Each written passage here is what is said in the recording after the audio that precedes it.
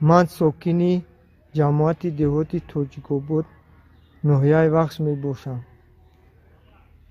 мо як-ду рӯз шид ки аз воситаҳои ахбори омма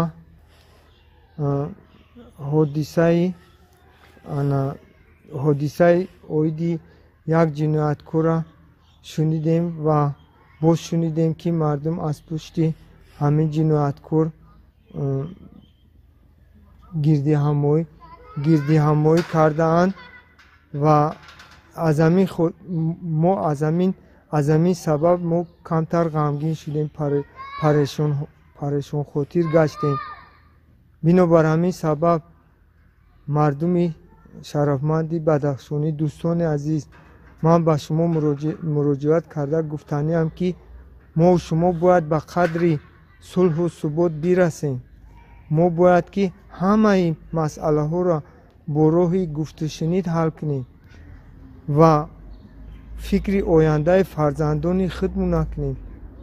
ба қадри ваҳдат бирасем.